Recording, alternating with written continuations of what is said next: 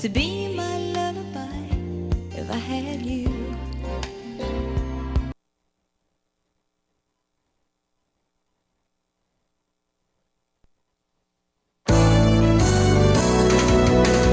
You're listening to Kingston Community Radio on WGHQ Kingston.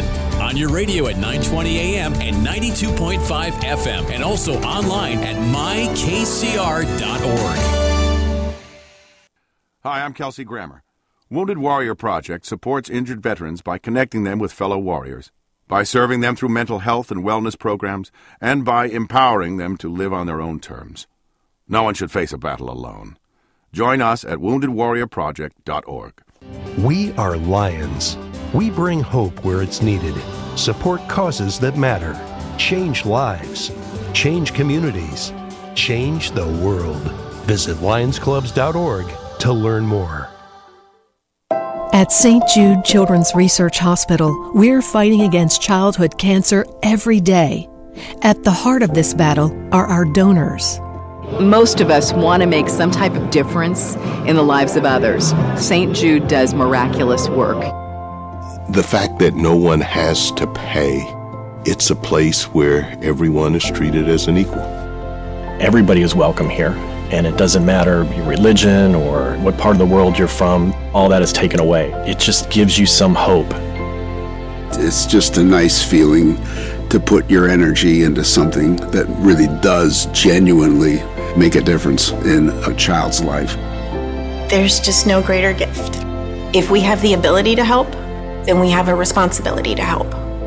Finding cures, saving children. St. Jude Children's Research Hospital. Find out how you can help at stjude.org. To battle is to fight, to struggle, to overcome, and ultimately for the Marine Corps, it means to win. There is no alternative. It's not just a statement of intent. It's a promise to our nation. A promise kept for more than 2 centuries. A promise of the Marines. Introducing the YMCA. Sure, you know the Y for a swim or a game of hoops, but we're more than that. We're a cause. When you take a jump shot at the Y, someone else is getting job training. Practice yoga as a team practices her leadership skills. We give people of all ages, incomes, and backgrounds a chance to learn, grow, and thrive. So while you might think of the Y as the place for lifting weights, we're also about lifting entire communities. That's the Y. We're so much more. Visit ymca.net/more.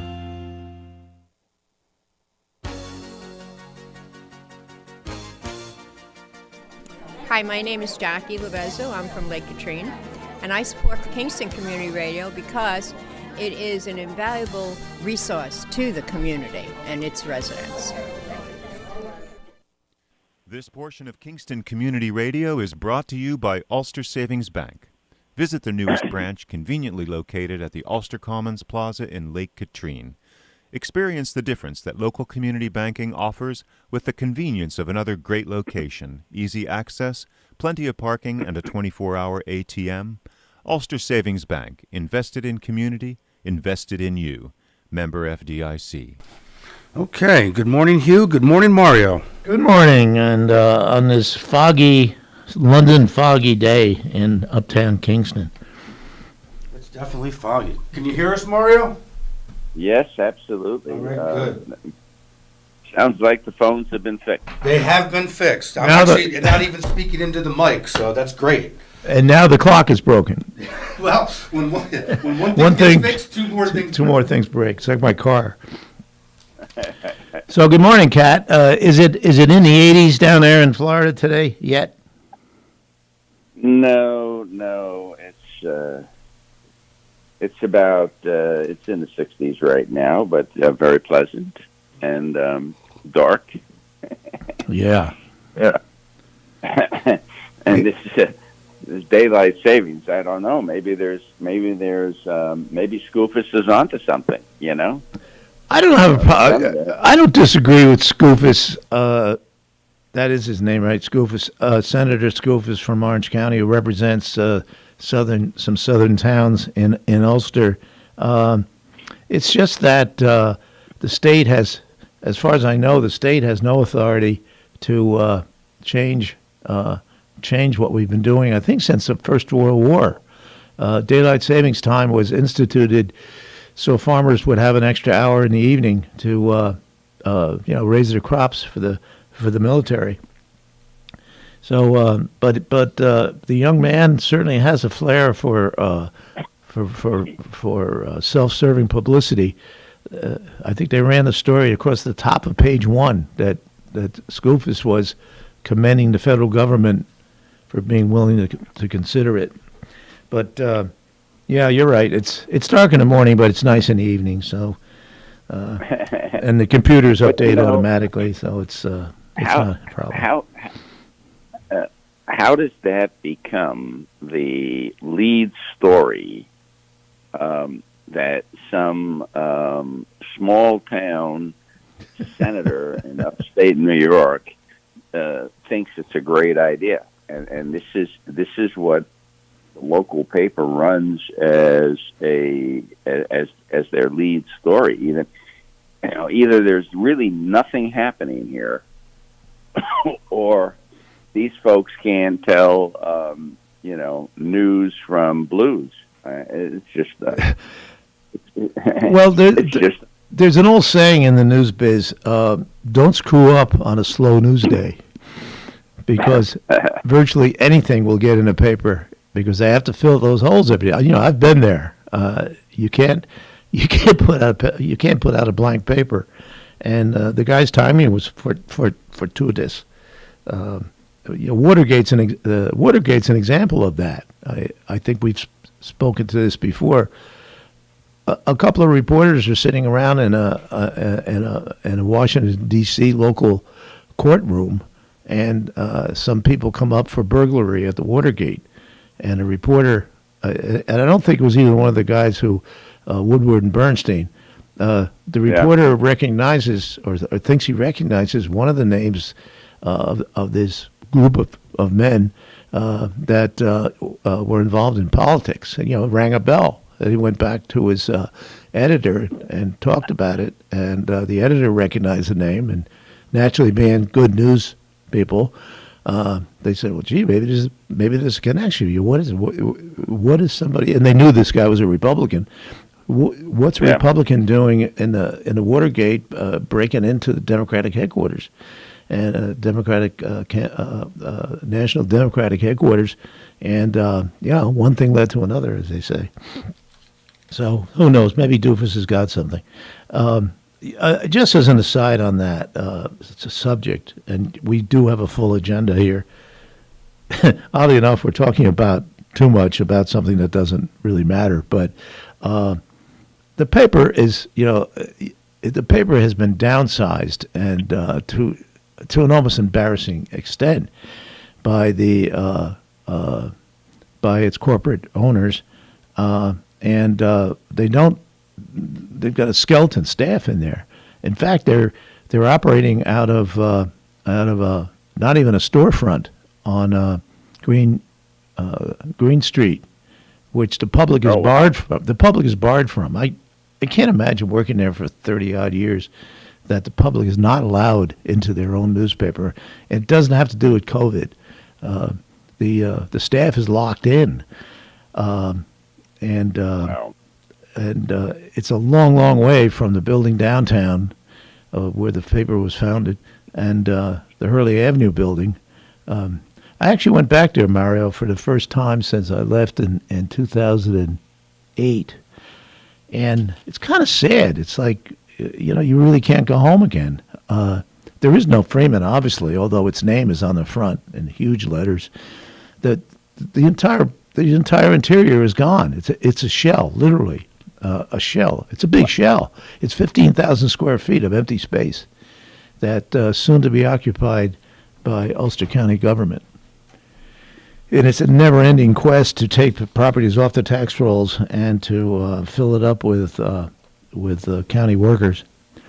So they don't get that. They don't have the reporters. They don't have the staff, or they don't choose to hire the staff to go out and cover stuff. And so what they do print is what's handed to them. And you see it all the time, press releases from this one and that one, in a statement, in a press release, with no one, from what I read, rarely questioning the entity that submits the press release. And that's what it's come down to. It's a mimeograph machine.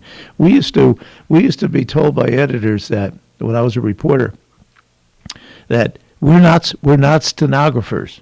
It's not your job just to bring back whatever the person said at the press conference. You're supposed to question the subjects, ask them questions. We're reporters.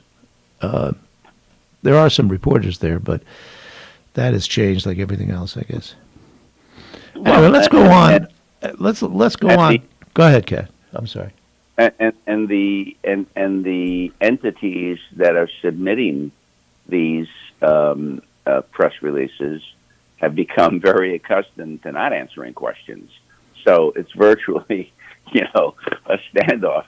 You can't get. I mean, we're still waiting. I skipping ahead a little bit here. I mean, we're still waiting to find out why our state senator Michelle Hinchy does not support a certain piece of legislation on good cause eviction, and nobody can seem to get an answer out of the woman.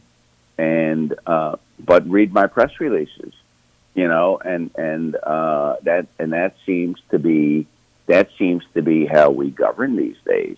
But I would just like to I'd like to conclude the discussion of daylight savings by saying that this passed unanimously in the United States Senate. So my comment is not partisan at all, because everybody in the freaking Senate voted for this damn thing. But I take it you don't agree with this, Mario.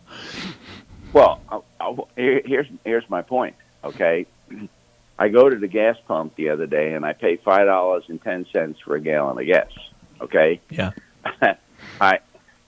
They're pouring across the border like somebody's giving out M&Ms on this side.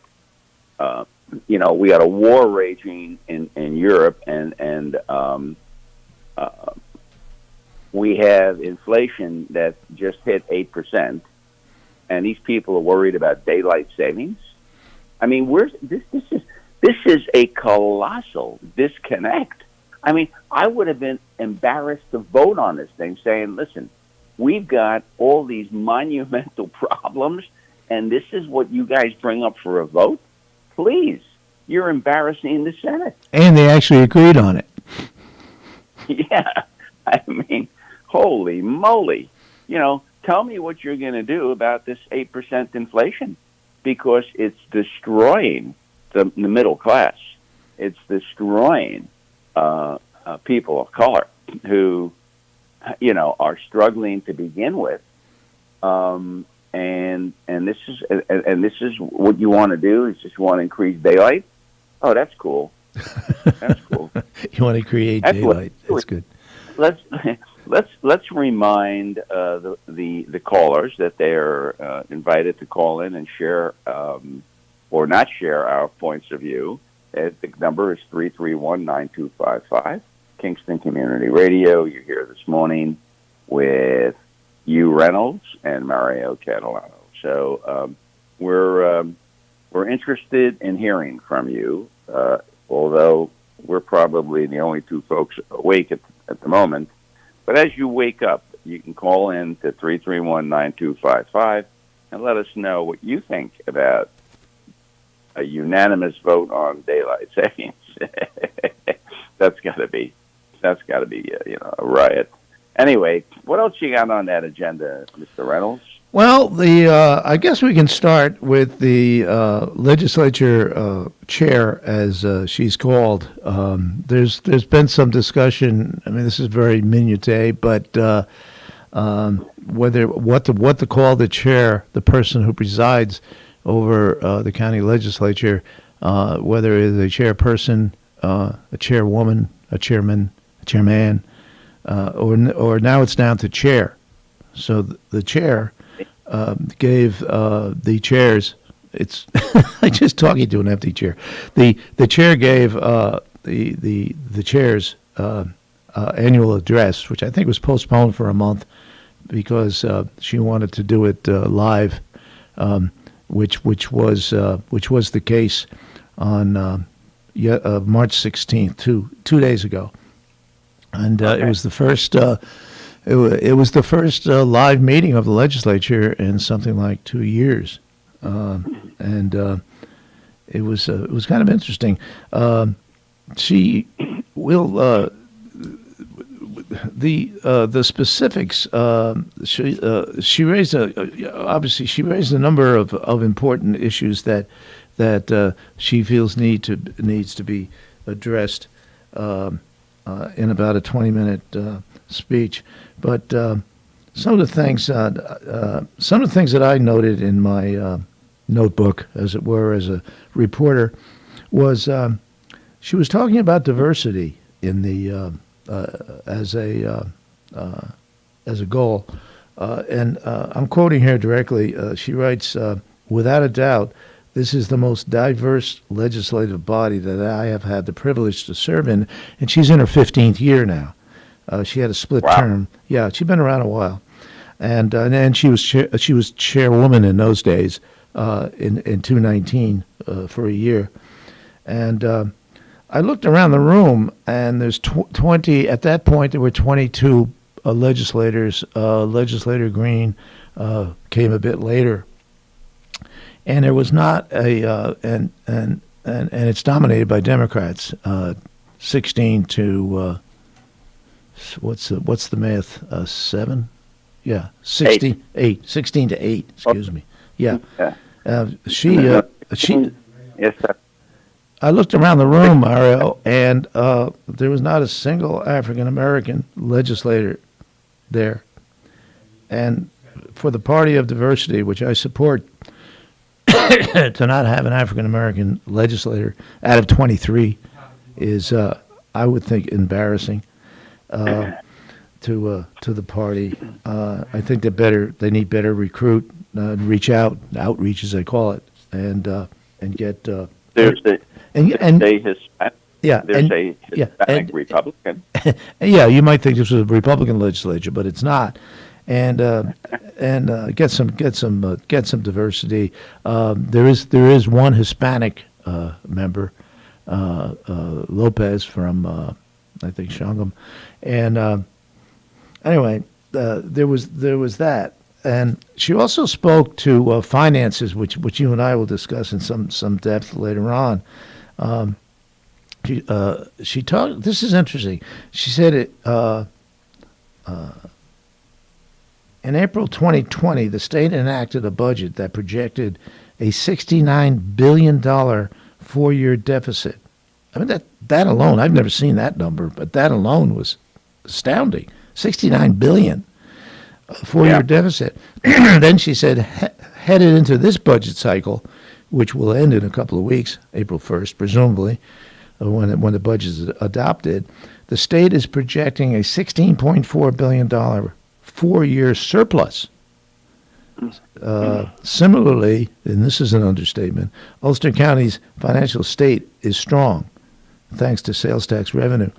So the state has gone from a $69 billion deficit 2 years ago to a $16.4 billion surplus, which in and of itself is astounding. But it doesn't. These things don't operate in a vacuum. What do you think the chair left out with this marvelous? It isn't the state government. The state government being run much more efficiently. What do you think it is? Where's all this extra money coming from? Well, yeah. I think probably, two things. I think that the federal government has poured, billions into the states. They passed a $1.5 trillion multiple trillion-dollar rescue packages during COVID. Yeah. I think to a great extent, they're they didn't spend all that money. They were given allocations that were massive and didn't spend it. And I think that when they started giving out the checks for $1,200, $800, whatever, a lot of that money got spent and generated a tremendous amount of sales tax. So those are the areas that I think probably were the result, because the state does not collect any property tax that I'm aware of. No. And the other thing is income tax. And I somehow think income tax might have been a wash because there were so many people out of work. But, who knows? I think that would be an interesting question of one of our legislators. Why don't we get Senator Hinchy on to let us explain it to us? So yeah. Explain it to us. Well, I'm sure Assemblyman Cahill will be happy to come on and explain it in detail, because if anybody knows the nuts and bolts of Albany, it's Cahill. To a fault, sometimes. I mean, he does get a little wonkish. He's a pure policy guy. Yeah, I was being facetious because we can't seem to get the senator to even take a call, let alone appear. Yeah, I know it. I think to me, Mario, the larger issue for Bartles and the legislature. Let me just preface it. She's talking about a once in a generation opportunity, which to reshape the county through the county legislature, and that might be a little bit overstated, but these are certainly unique times that we live in. We have major issues, and we have a lot of money coming out of the federal government to deal with it. But that can't last for a year or two. But I think the larger, politically speaking, the county executive is pretty much saying the same thing as Bartles is saying to her to the legislature that she leads. And you and I have lived through these eras of executive government. It's now from 2009 to now, so it's going on 13, 14 years, where the executive has dominated the government. It is really an executive form of government, with the legislature kind of trailing behind, if doing anything, and so I guess the question is, who's going to drive the bus? There's only one seat in the front. Is it going to be the legislature, which has not demonstrated under previous chairs that it has either the interest or the inclination to do that? They just pass the buck to the executives.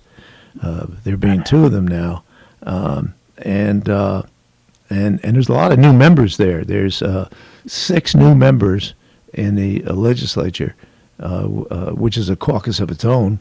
Could be, and two members returning, so you've got 8 new, as it were.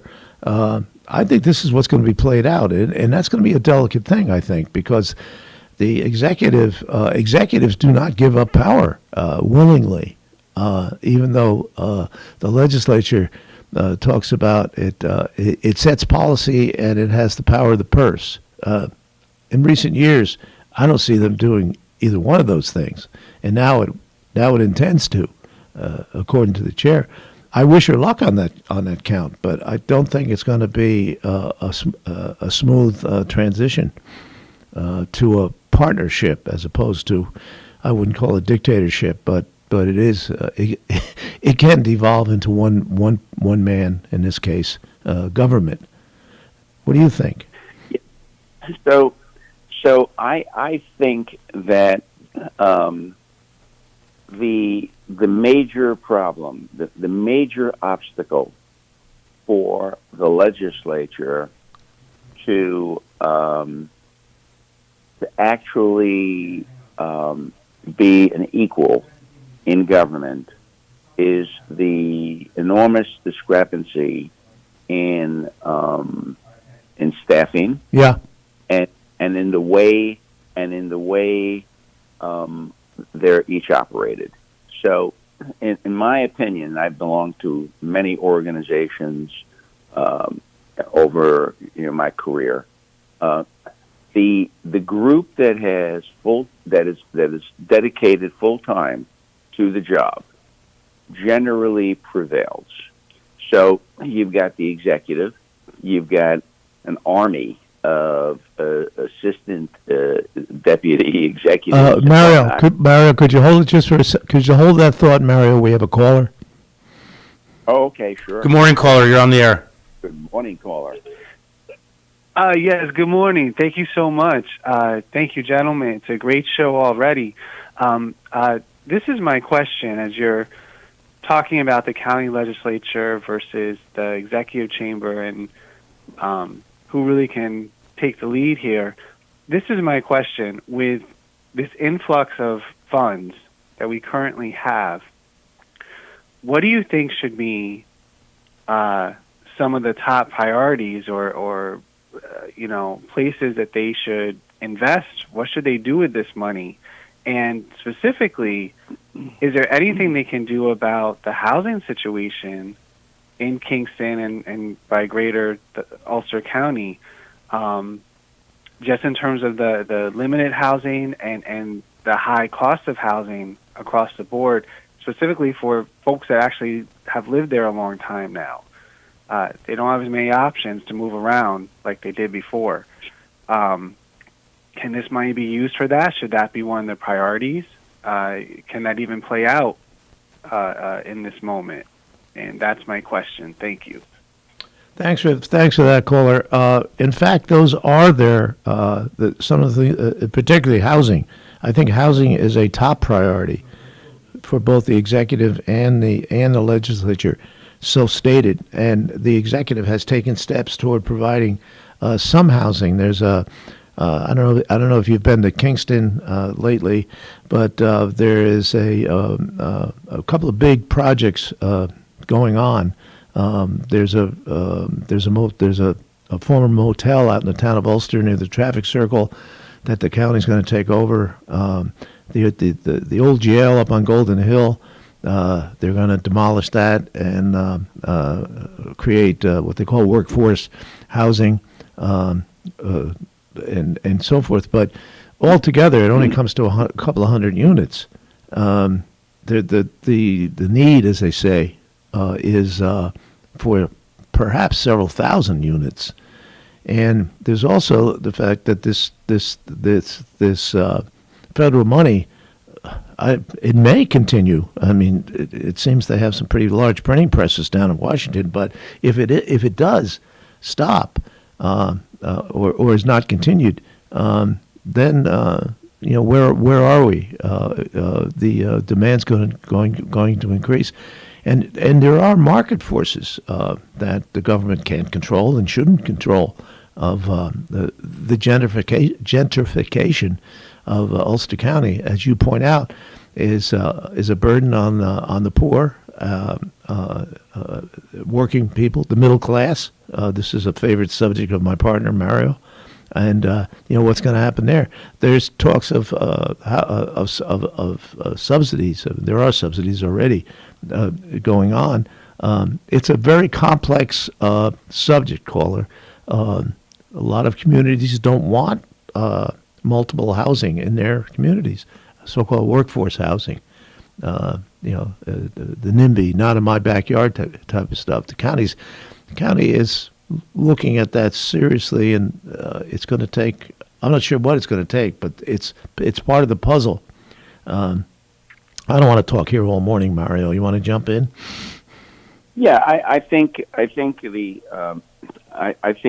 that's a very good point. I think the caller is spot on. We do have a housing crisis, in part caused by the massive influx, and that was caused by COVID, where folks were able to establish businesses and work for companies from home.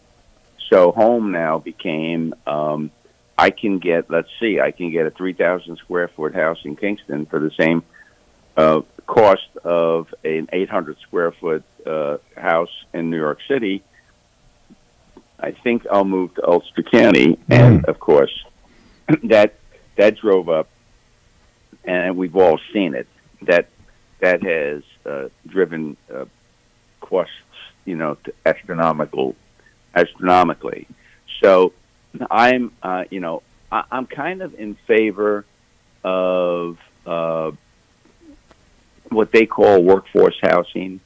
The problem I always have had with it is they wind up becoming what we used to call, when I grew up in Brooklyn, projects, and meaning that they almost become mini ghettos, and I'm not necessarily in favor of that. I would like to see more affordable single family homes. Maybe what they did in New York City to make homes more affordable is did two families where you could rent one out. So you got a home and somebody else has a home, and it helps. The rent helps to pay, so it makes it more affordable for somebody, a middle class person, to own a home, and those kinds of building projects I'm in favor of. Here's what I think they should do. I think if Tracy wants to start the process of affordable housing, first thing she should do is take a vote of her colleagues on the legislature to see how many of them would be in favor of a workforce housing project in their town. And if she can get 12 votes, if she can get 12 legislators to agree to work for, including her town, where she and the executive both live in, the town. It's south of New Paltz. You are a provocateur. You're provocative, Catalano. Let me just inject this. Last year, 10 of 20 towns formally adopted resolutions rejecting a landfill in their towns. I dare say you might get that many from regarding workforce housing in their towns. Oh, my guess would be, I think there are infamous towns. I remember, with all the bleeding heart liberals in Woodstock. Oh boy! When they tried to build artist a beautiful housing community. By the way, out there, it was virtually met with armed resistance, armed people with pitchforks. Ready to do battle over artist housing. So this is the reason I choose to point this out is the gross hypocrisy of the well-to-do, the gross hypocrisy of these folks who want workforce housing in your backyard, someplace else, not in my backyard. Yeah. I don't want those folks rubbing elbows with my kids, but your kids, that's okay, And remember, I grew up in poverty, so I know all about what it's like to be on the short end of this one. And I think neither you nor I grew up with a silver spoon in our mouth, and fought our way out. And I'd like to see those opportunities for the kids in Ulster County to be able to do the same thing. But it's never going to happen when all they get is handouts. Okay, and that's which is what they're looking at. Let's do inexpensive housing. We'll put them all in a motel, or we'll put them all in the old Ulster County jail property, and we'll keep them there. And I don't, in my opinion, I don't believe that's the best way out. I think there are other solutions, and create solutions that they need to look at. All right, Mario, we have another caller. Good morning, caller. You're on the air. Caller? Yeah, I'm here. Bruce, you there? Yes, I am. Speak up, Bruce. It's a little dim. Okay. Hello. Yeah, we can hear you. First of all, I just want to mention the daylight savings time. Mario is absolutely correct. You don't know how many kids are standing out on the streets. You're going to have to speak up a little louder, Bruce. I'm talking as loud as I can. Are you on a cell phone? No, I'm on my own phone. Okay, it's just coming in a little weird. All right. Go on. Mario is absolutely correct. I keep hearing about the daylight savings time. It's absolutely, these kids are out on the streets on major highways with their parents sitting with their headlights on, waiting to go to work and waiting to get the school bus at 6:30, 6:45 in the morning.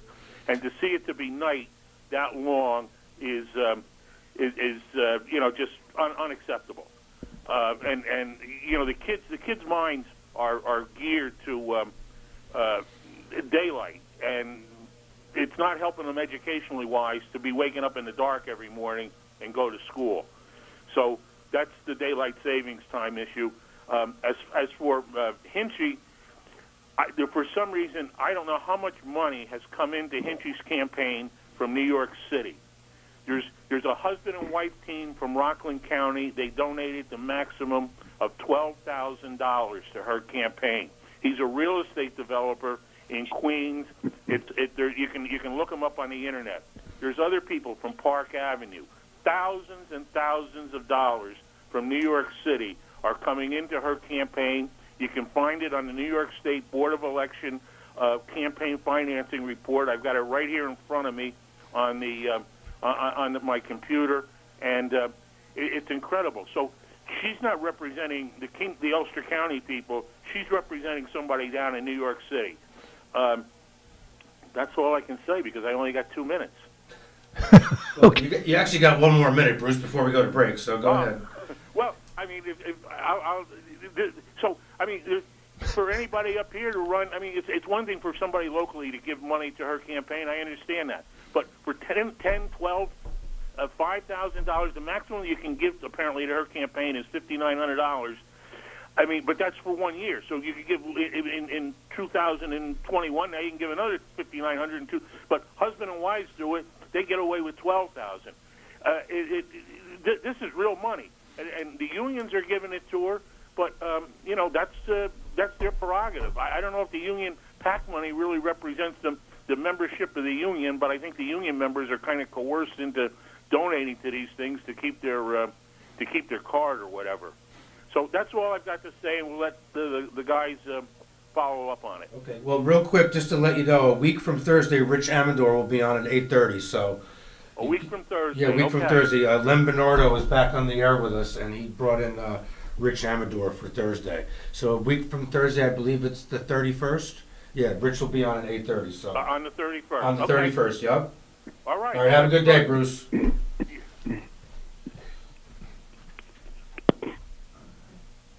Are we still on?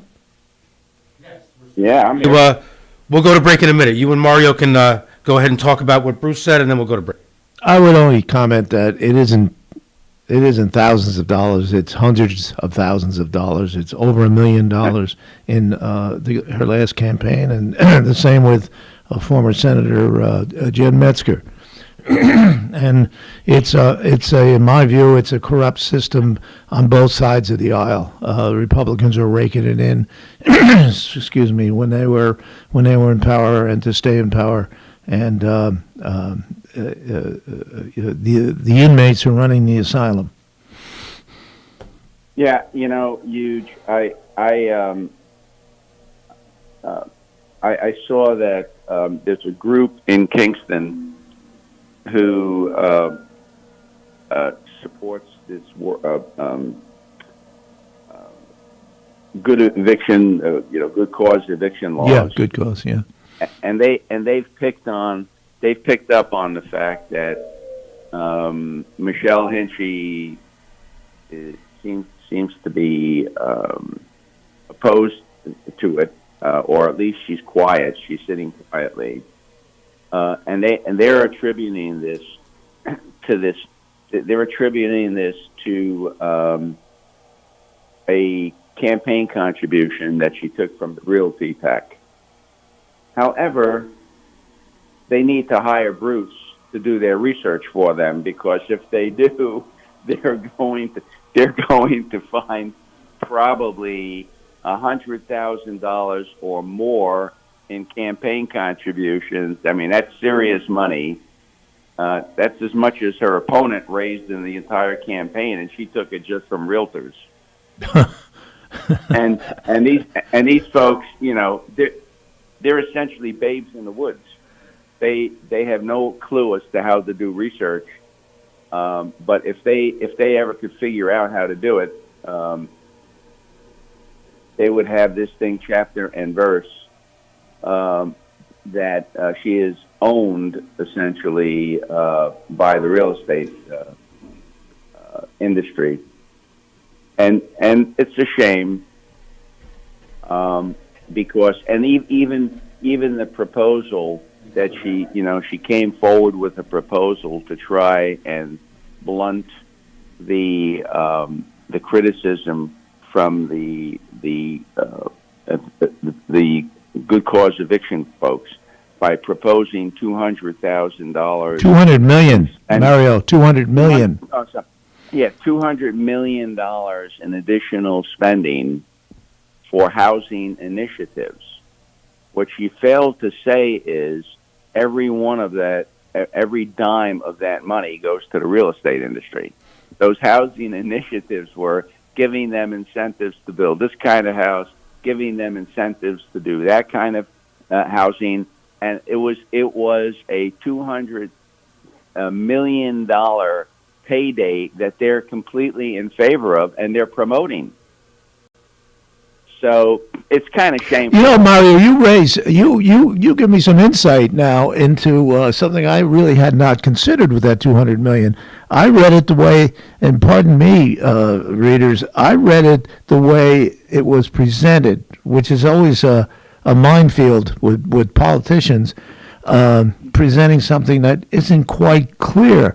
Now, if you're right, I read that $200 million as going to build housing for workforce housing and for poor people, which is probably true. The issue you raise is who's going to build it. Exactly. They're the ones who make the money.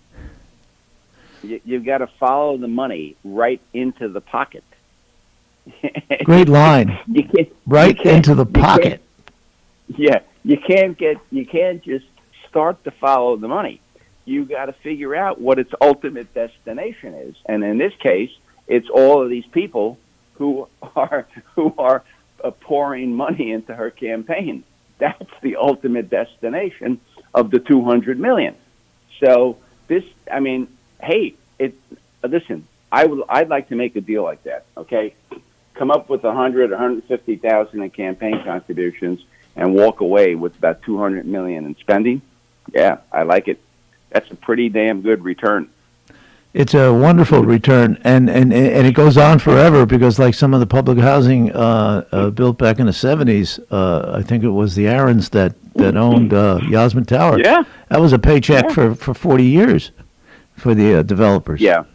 And I don't want to be unfair. No. So I would like to publicly invite I would like to publicly invite the senator on to explain all those campaign contributions that Bruce was talking about. And to be very frank, I wasn't going to bring this up, but I've looked over her campaign contributions as well. The group he was talking about somebody by the name of Gary and Ayala Barnett from Muncie, who have each given her $5,900, husband and wife. So that's $11,800 in every cycle, and it goes on and on and on. Some guy, George Fontes or Fortis, whatever, from Albany gave her. From New York City, who's a lobbyist with a specialty in real estate. He poured money into her campaign. Somebody by the name of Robin Brown, also from New York City, who's a real estate agent, poured money in. The Durst organization, $2,500. They're a real estate company in New York City. Doug Eisenberg on Fifth Avenue, he's involved in the real estate business, $2,500. These are not these. Let me just tell you, she had a couple of large contributions from a Kingston attorney and his wife, $5,000 each locally. Beyond that, if you look at her campaign thing, the locals are given $10 and $20s, $10 and $20, and all of these massive checks for $500, $1,000, $2,000, $2,500, $5,900. They're all coming in from New York City real estate people. So it's a little, I think it's a little embarrassing, or it should be for the senator, because you talk a good fight. You're interested in the little guy. Well, you're interested in the little guy, but you really want to help a lot of big guys make money helping little guys. And that, to me, that just has a odor about it that it's hard to take a deep breath. Okay, Kat, we're going to take a short break while you're catching your breath. I'm going to make a correction. I said something before on the air that was wrong. Harry Wilson is coming on the air at 8:30 on March 31st. Rich Amador is coming on the air the following Thursday. So April 7th is Rich Amador at 8:30, and Harry Wilson, the other guy running for governor. Well, Rich Amador's not running for governor; he's running against Hinchy. Harry Wilson, the other guy is that actually Len is putting up his. Len's a Republican now. Yeah, Len's everything to everybody. That's it. All right, so we'll go to break, and we'll be back in a few, folks.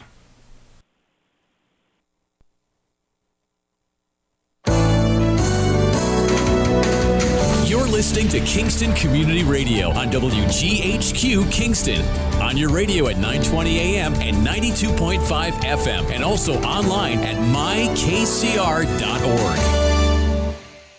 Have you ever experienced a wish come true? For a child battling a critical illness, a wish come true can be a turning point. One song, one dance, one game, one adventure, one moment changes everything. Make-A-Wish needs your support to grant the wish of every eligible child. Visit wish.org now to help grant more life-changing wishes. Together, we can transform lives, one wish at a time. Long ago, you wouldn't think of galloping on a horse while doing calligraphy, and you wouldn't have attempted to ride your bike while typing a letter. Yet you think you can safely operate a multi-ton vehicle while texting? Behind the wheel is no place to multitask. If you want to BRB, drive now and text later. Lives depend on it. Visit StopTextStopWrecks.org, a message brought to you by the National Highway Traffic Safety Administration, Project Yellow Light, Noise, and the Ad Council.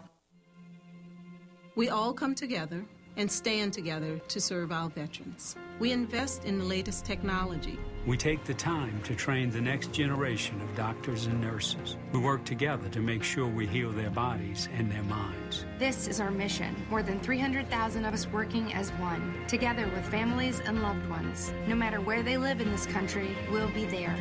We stand strong, united. Stand with us in caring for our veterans. Hi, I'm Kelsey Grammer. Wounded Warrior Project supports injured veterans by connecting them with fellow warriors, by serving them through mental health and wellness programs, and by empowering them to live on their own terms. No one should face a battle alone. Join us at woundedwarriorproject.org. This is the story of Daniel, who was born 2 months early. His lungs weren't ready. His heart wasn't ready. His parents could only hope that one day he would leave the hospital healthy, and they would all live happily ever after. Daniel's is just one of the more than 500,000 stories of babies born prematurely last year. You can help the March of Dimes stop premature birth and bring more babies home healthy. Learn how at marchofdimes.com. Working together for stronger, healthier babies.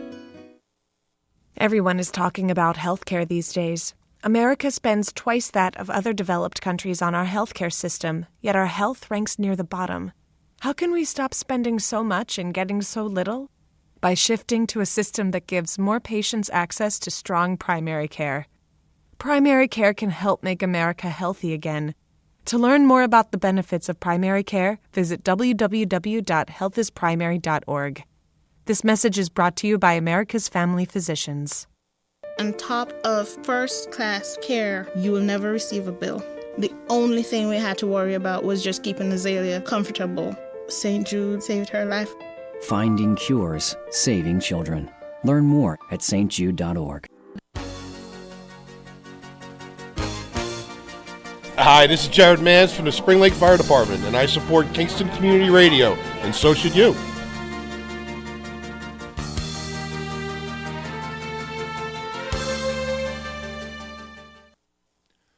A powerful community bank is one that has leaders that are involved in their community. At Rondout Savings Bank, they invest in the success of our community by working side by side with local people and local businesses. When you choose to bank Rondout, you are part of a bank that is dedicated to the future of your success and the success of your community.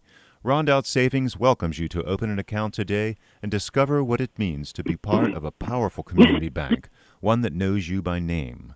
Rondout Savings Bank, always working for you and our community, with branches in Kingston, West Hurley, and Hyde Park, also online at rondoutbank.com. Equal housing lender, member FDIC.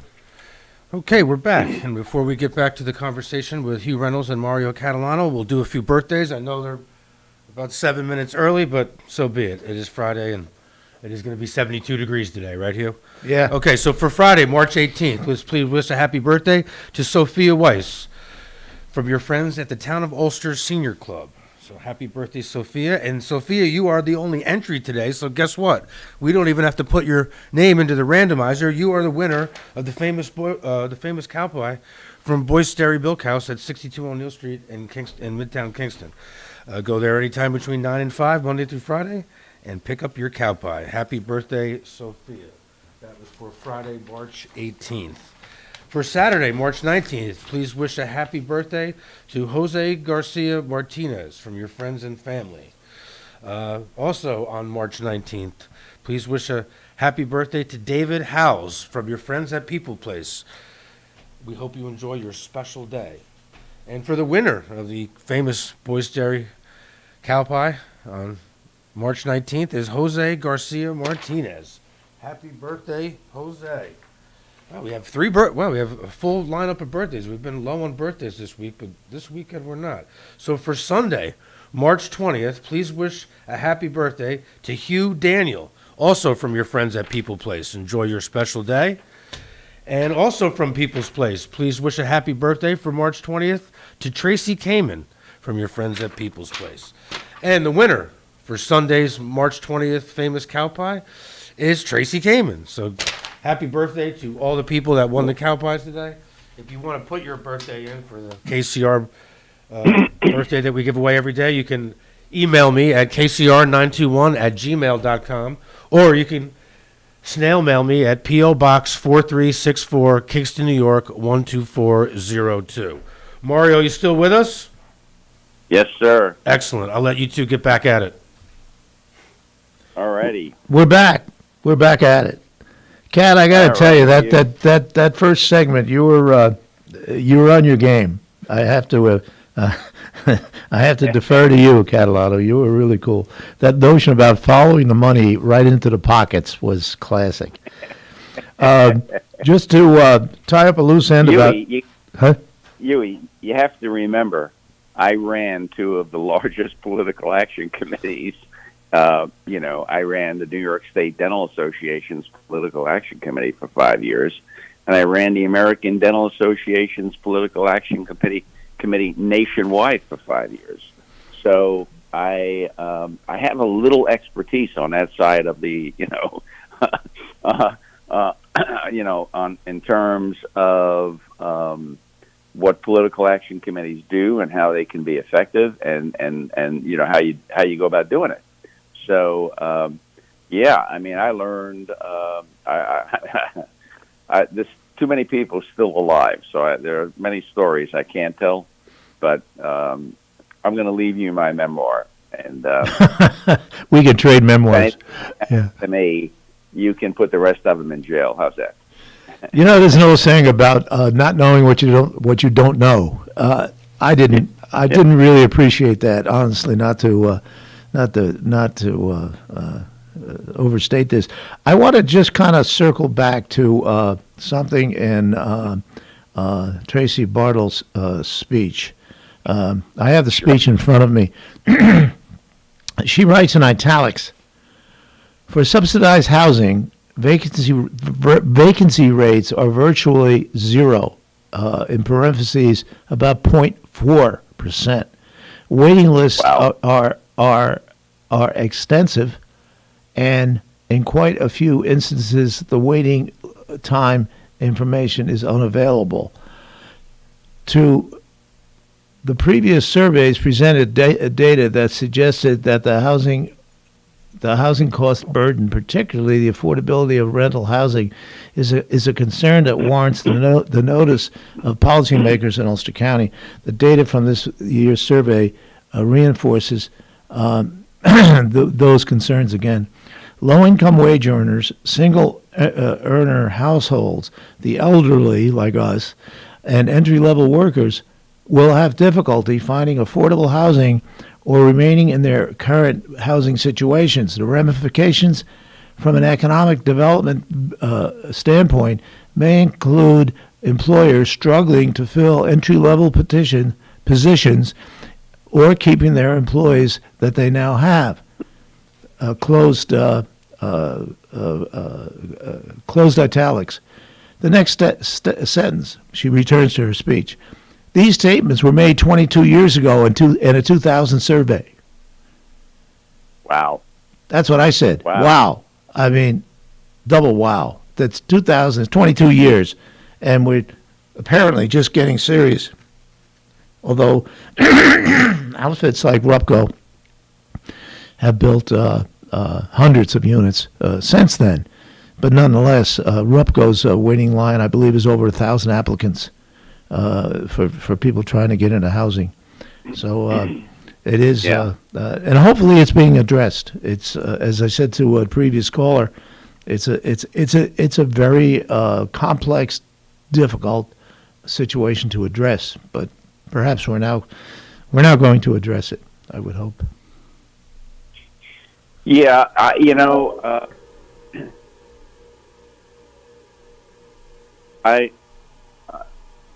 one of the problems that, again, as I think I pointed out, is the fact that communities talk a good fight, but when it comes down to it, they don't want this housing in their communities. It's very, very simple. They don't want these children going to school with their children. They could say whatever they want. They're all do-gooders, until such time as they have to put up or shut up, and then all of a sudden, things change. So you're talking basically, Mario. I know you're repeating yourself a little bit, but you're talking class prejudice, aren't you? Absolutely. That's why we don't have that. In my opinion, that's why we don't have that housing, because you can't get it permitted. You just can't get it permitted anywhere. Not to mention the fact, at this point in time, Huey, the cost of building anything is outrageous. So expensive. Yeah. It's almost impossible to build at a reasonable enough number where you could even break even on workforce housing. I'm having conversations about maybe redoing a bathroom in my house. I'm like astounded at the costs. So, in any event, yeah, and that's going to be a problem. That's going to, it all trickles down. It all trickles down when inflation drives. Well, I'll give you I'll give you another example of something I heard the other day. I have a friend who's a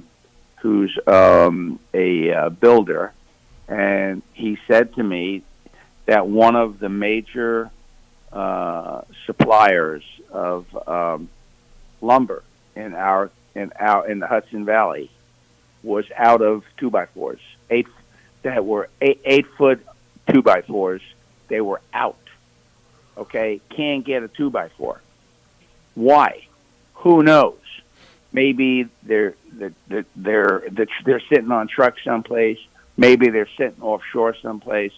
This thing, this whole supply chain thing has become such a debacle, and unfortunately, this administration, Pete Buttigieg, our transportation secretary, they have no answers. They have no answers. How can a lumber company be out of 8-foot 2x4s? So you had to buy 10-footers and cut them down and waste 20% of the lumber. What does that do to the cost of a project? Yeah. You got to order something. Just try and order something, and the delivery date's out months. Again, why don't we focus on these problems? What is going on that you can't get a 2x4? I mean, this is insane.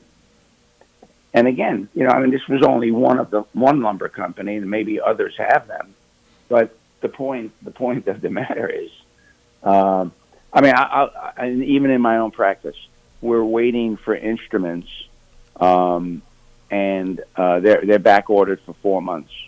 Instruments, dental instruments, we can't get. I mean, nuts, absolutely crazy, and nothing's being done. Now, is it the price of oil?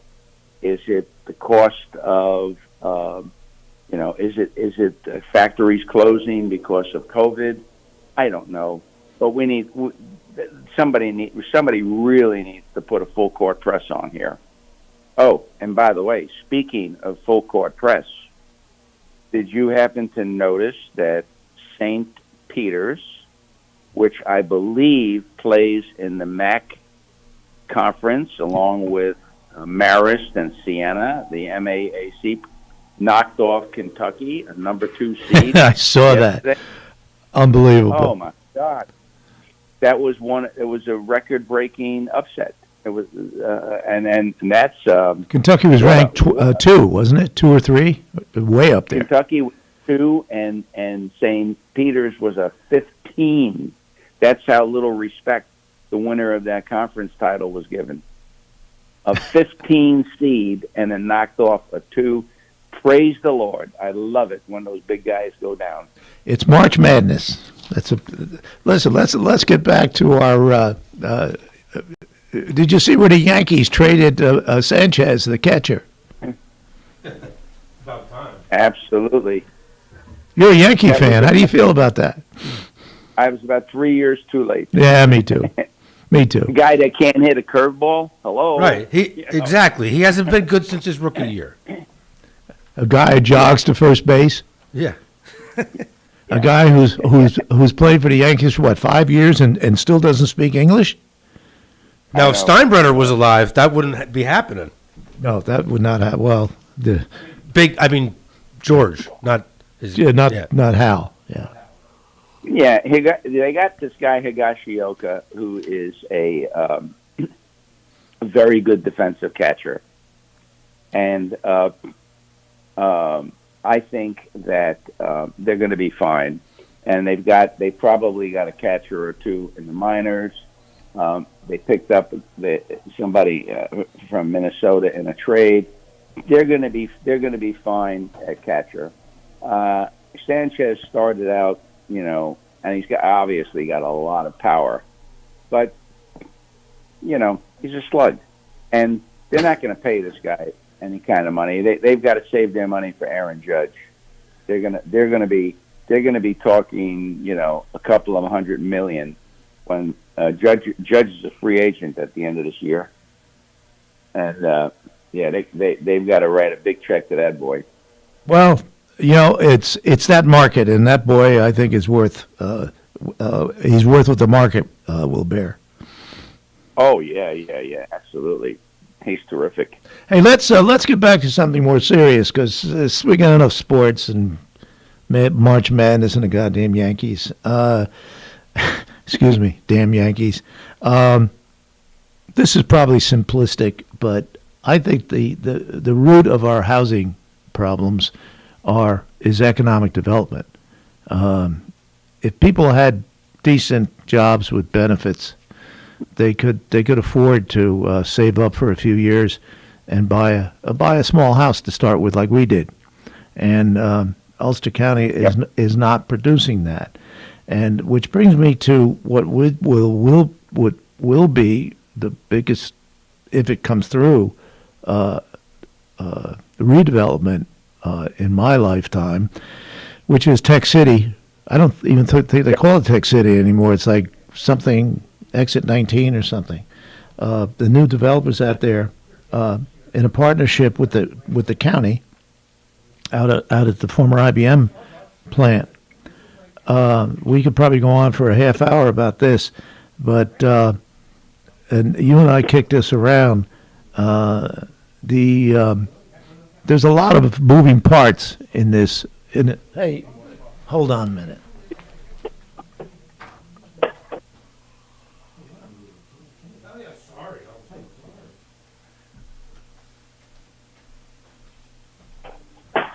Boy, am I embarrassed. There was people chatting outside the studio here, and it was really distracting. So I went over to say, pipe down, and standing there is Assemblyman Cahill. I don't know what. I guess I don't know what he's doing here. But in any case, there's a lot of different components here. There's the private sector involved with the public sector, and there's financing, and there's millions and millions of dollars on the table. I believe the developers expect to invest $200 million or so in that project, and create a lot of jobs and opportunities for people. But in the meantime, there is the process, and I was taken aback, as you were, that the county, the person running this show for the county, is there's about $4 million in play between as part of these various deals going on that the county is refusing to talk about, and the rationale is that this deal between the developer and Ginsburg, the owner, the previous owner, is a private matter between the previous owner and the incoming owner. Again, this might be naive on my part, but I don't believe there should be anything private about projects that have millions of taxpayers' investment in them to that it should be full disclosure on this. Anything going on with this. You got too much money floating around with too little transparency. What do you say? Well, what's interesting about that is apparently it appears that Mr. Ginsburg is going to walk away with about $4 million when he really isn't entitled to anything. And he already sold off one parcel to those folks who were going to build a warehouse, and I think he sold that for about $13 million. So, and he didn't pay anybody out of those proceeds. Now, in my opinion, the final sales price to the county, I think it was 11 or 12 million. That final sales price was predicated on other monies that were owed, so that if you had to pay $2 million in liens against the property, that would have brought the price down. If there were no liens, it would have increased the price and the value of the property. So the fact that they're trying to say that, well, these previous liens had no impact on our deal, that's a bunch of baloney. That's a complete bunch of baloney. And somehow, the public and the county, they're protecting Ginsburg, or the county, from the public. They're not letting us know exactly what went down here. There's all these different transactions, and they're trying to say that, well, they gave us verbal assurances. Verbal assurances? What kind of lawyers do we have working for us? I never got away with any verbal assurances. I mean, this is this is very suspicious. That's all I'm going to say. Very, very suspicious. As Sam Goldwyn from MGM once said, a verbal agreement isn't worth the paper it's written on. Hey, listen, exactly. Kat, we're going to take a brief real quick break, and then we'll have a surprise when we come back. Okay, great. Let's do it. I can't.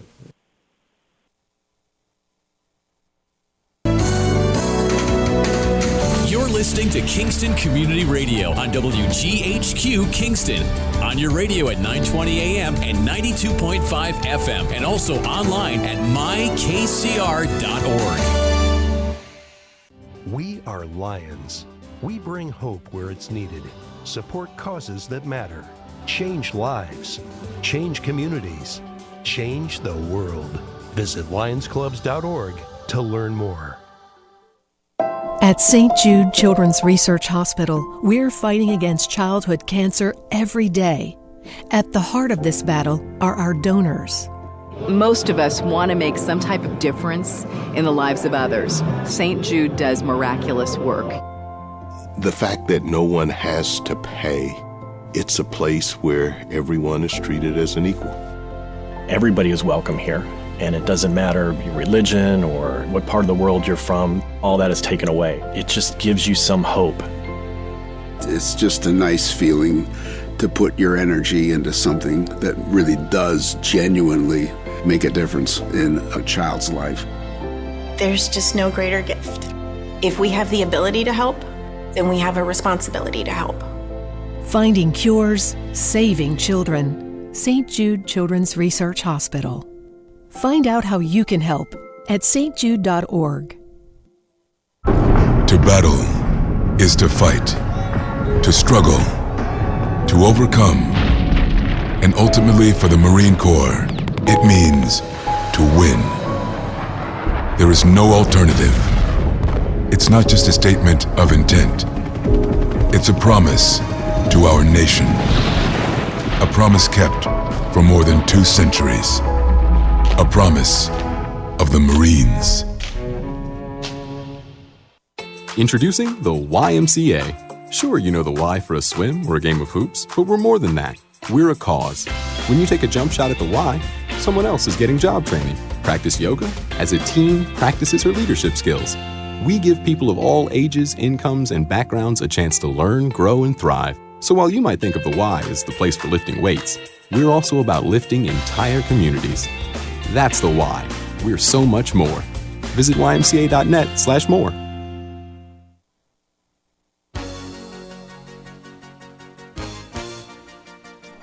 Hi, my name is Jackie Lovezzo. I'm from Lake Katrine, and I support Kingston Community Radio because it is an invaluable resource to the community and its residents. This portion of Kingston Community Radio is brought to you by Ulster Savings Bank. Visit their newest branch, conveniently located at the Ulster Commons Plaza in Lake Katrine. Experience the difference that local community banking offers with the convenience of another great location, easy access, plenty of parking, and a 24-hour ATM. Ulster Savings Bank, invested in community, invested in you. Member FDIC. Okay, we're back. And Hugh, would you like to Yes. introduce our special guest? Well, I don't have to introduce this man. He's a man that needs no introduction. Owing to a scheduling confusion on my part, the noise that we were hearing out in the lobby was Assemblyman Cahill, who had been advised by me that we wanted him on for the second half of the show. Mario, I'm talking to you too. So Cahill is nothing if not punctual, and he's in the studio now. So we'd like to take a little time with Kevin to talk about, if you could begin, Kevin, with some reminiscences about your friend and mine, John Dwyer, former legislator, served with you in the county legislature, right? And, talk about John. Well, hello, Mario in Florida. I hope it gets warmer than 60. It's going to be warmer than 60 here today. Right. Yeah. I'm ready to come home now that I found that out. Yeah. I flew home from the Southwest 2 weeks ago at a conference, and I got on the plane, and it was 48 degrees, and I got off the plane in Albany, and it was 69 degrees. So this is the time of year where we start to say, it's great to be in New York. It's going to be a beautiful season. So, you mentioned John Dwyer. John Dwyer, people don't remember the kind of leader that John Dwyer was. He was a leader for so long, but he was a different kind of leader. He was somebody who took charge and did the job at a time when it wasn't about getting headlines. It was really about getting the job done. He led the Democratic Party longer than anyone else in the Ulster County Legislature as minority leader. No small task. It's one thing when you're the majority leader or the chairman and you can hand out favors, but if you're in the minority, all you can hand out is assignments. And John did so really very skillfully. Sometimes his minority was very small. Sometimes we had as few as 5 people in the assembly, in the county legislature under John's leadership, and sometimes we had as many as 12 of the 33. I think the 5 was easier to manage. But the 12 was oftentimes more effective. I got to know John. I knew him vaguely as a child. His family was involved in tugboats. My dad was a deckhand on a tugboat. His family was involved in banking of one of the banks in my neighborhood, of which there are none anymore. So I got to know John a little bit. He did marry a neighborhood girl. He married Terry Saravello. And I was best friends with Terry's brother, Vincent. And so I got to know John that way, too. But I really got to know him in the 1980s when he and I served and ran together for the Ulster County Legislature. At the time, they were at-large seats. So we ran as a slate of 5 candidates from the city of Kingston, 5 Democrats versus 5 Republicans. And the top 5 vote-getters won.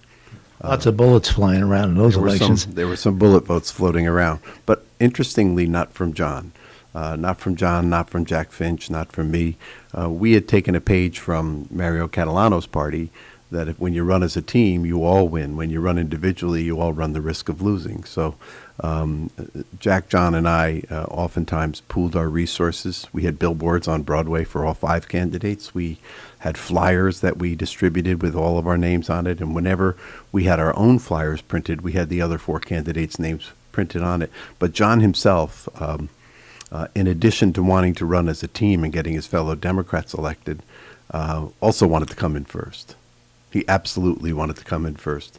And the way he did that was he had giant 4x8 billboards with his name on it, just wire. You could see it for 10 miles. And he would park these pickup trucks with these big 4x8 strategically around Kingston. In front of cemeteries, wasn't it? Cemeteries were a good spot because usually there were no parking and no parking signs there, no meters. And John knew where the broken meters But there were were. a lot of voters. There were a lot of voters. Well, that's They're another still story. voting for a lot of those people are still voting. Yeah. So he wanted to come in first, and he did, and think about that. He came in first when Jack Finch was on the ticket, and we ran against people like Rich Matthews, Adam Gers, really some high-profile, very, very well-liked people in Kingston. So it wasn't easy. In fact, it was so not easy that in '83 I lost, but in '85 I won, and John welcomed me into the caucus, and I immediately stepped on my own feet. And he rescued me. And over the course of time, he led our conference, our caucus, to the point where we thought we actually had a shot at a majority. And in '87, '89, and '91, we fought mightily to build a majority, and that's how we got up to 12 members. And I think what we did in those years led to where we are today. And a great deal of the credit goes to the late John Dwyer. If you knew John, you knew that he was a guy that could strike up a conversation with a complete stranger. And he can make that conversation go as long as he wanted. And later on in life, he had a few issues. He was first person to acknowledge those issues. And I would see him regularly, Terry and John, at Tony's. And he would say things like, my memory's not so good. Now tell me more about you.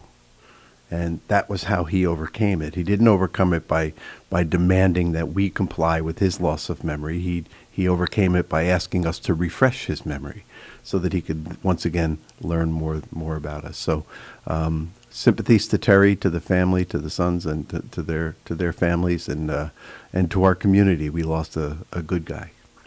Thank you, Kevin, and we look forward to you appearing on our program. At a date to be announced. At a date to be announced. My pleasure. And thank you very much, Kevin, for coming on. And thanks for that for John. You mentioned that John had this ability to talk to strangers. I had many a conversation with John naturally because he was a leader of the community, but I never learned much from John. He had a way of he was a friendly and engaging type of person, but he certainly kept the secrets. Well, you think that somebody that doesn't talk a lot doesn't know a lot, but the fact the opposite is true is proof sitting right here. The more you talk, maybe the less you know. Exactly right. But John, within the Democratic caucus, was very aware of what was going on, had his fingers on every aspect of governance and the budget. He knew what would push the Republican buttons, and he would tell us in advance, if that's what you want to do, that's what you're going to do. And he knew how to pull it back when we got in trouble. He was a good leader. And every single year he would come to the caucus and he would say, listen, if anybody else wants to do this, that's fine with me. And you kind of knew he didn't want us to say no. But then got toward the late 80s and he said, no, seriously, this time if anybody wants to do it, I think he did 20 years, didn't he? He did a long time.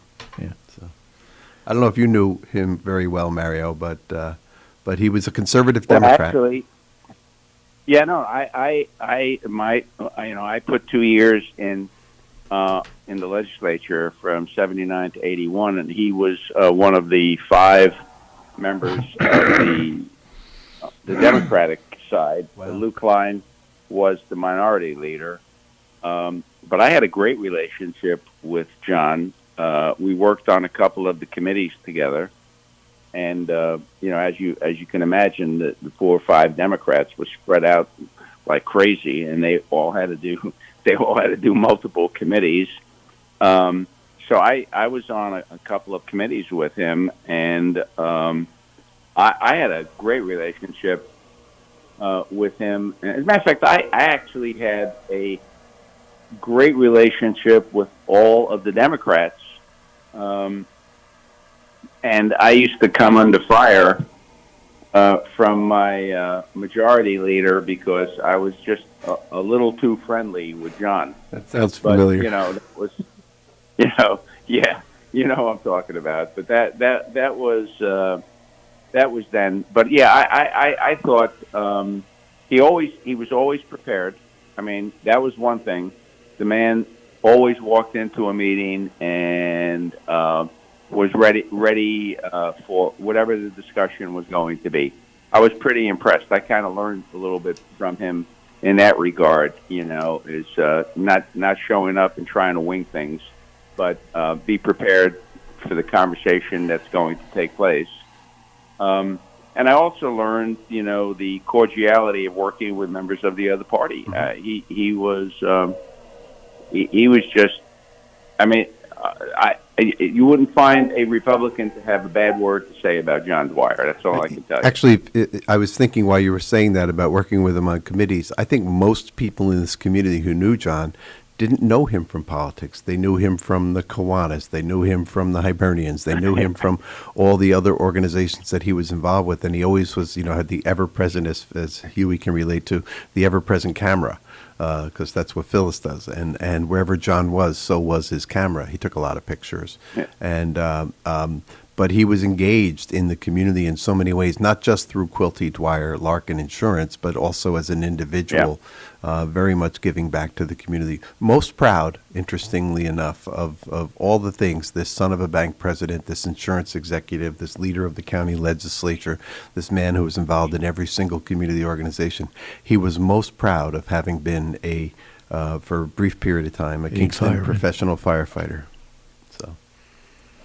John, we could spend the rest of the show reminiscing about John, but the night that the Black Lion burned down on West Chestnut Street, we live on West Chester Street, and a neighbor threw pebbles at our bedroom window to wake us up, and I looked down, the guy's standing there, and he said the Black Lion's on fire. And I looked up because I could see it up Augusta Street. Oh my God, that the sky was lit up.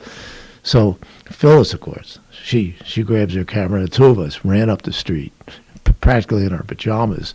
And who's there but John Dwyer? Of course. Two of his loves, photography and the fire department. Yeah.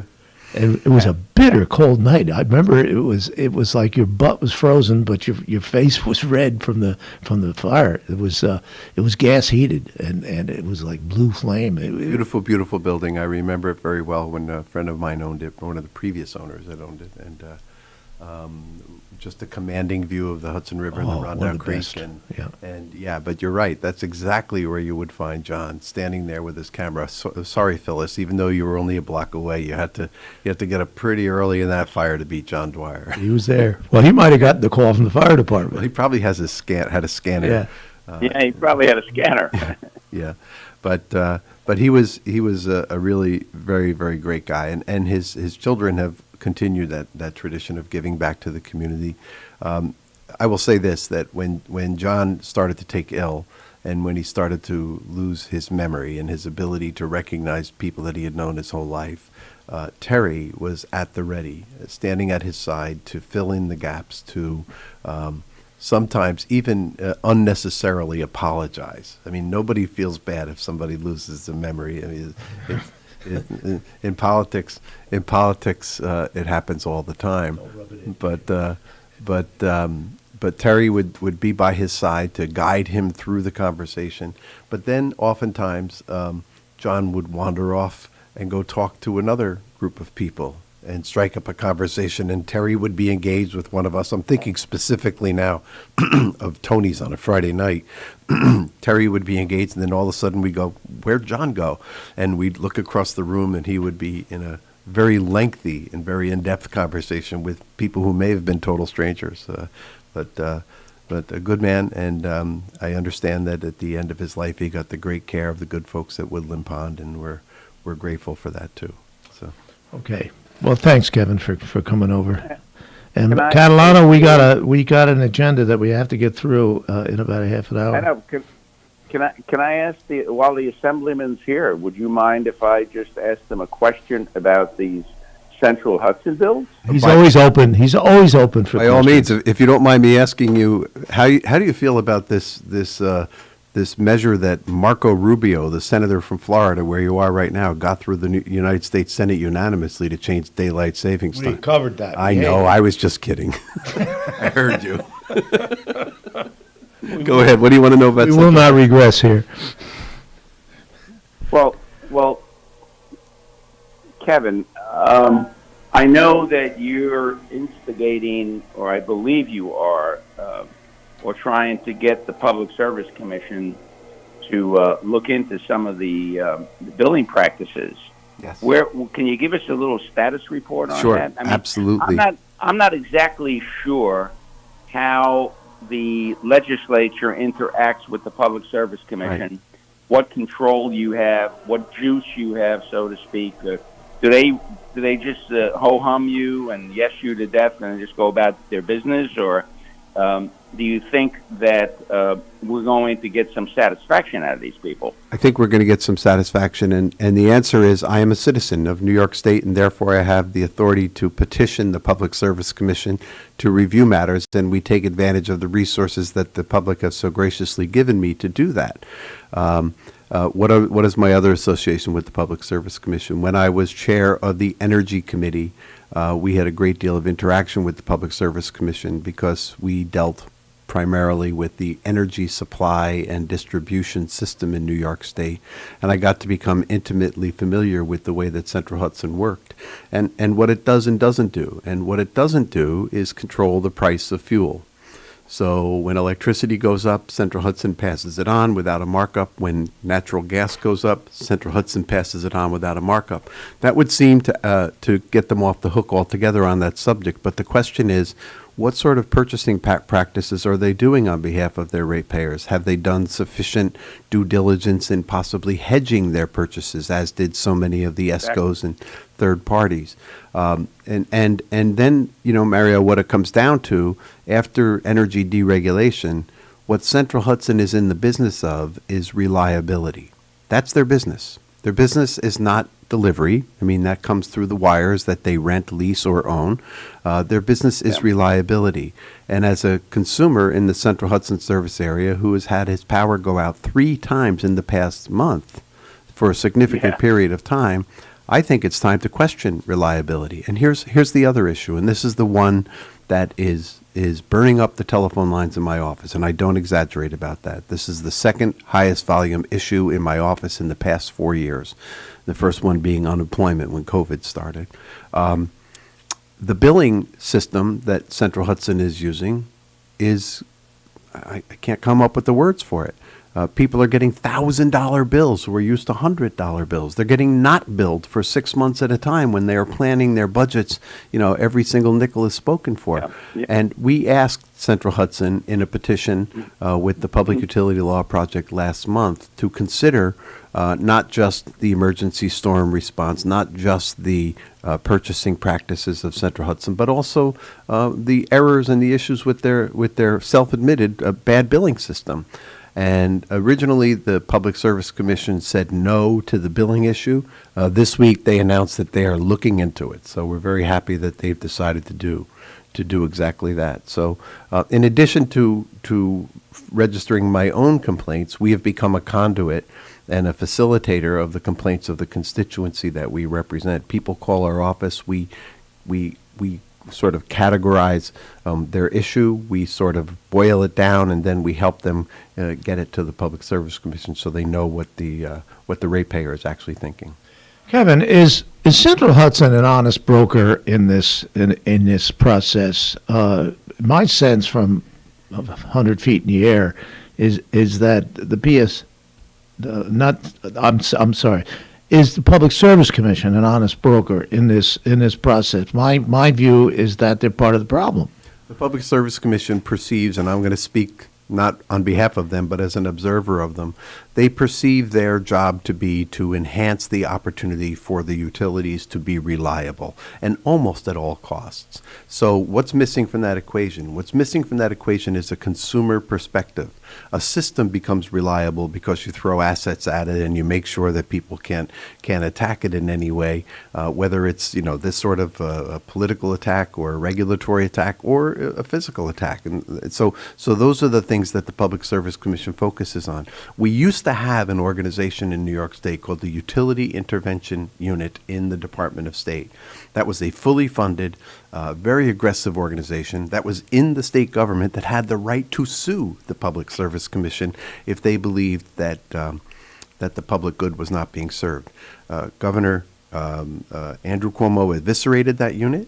He cut it down, destroyed their funding, took away their authority to sue, and since that time we have not had a robust community representative or public representative to fight these things, with the exception of the Public Utility Law Project, which receives, sounds like a lot of money, they receive $1 million or so a year in state funding, and they generate a lot of money through donations.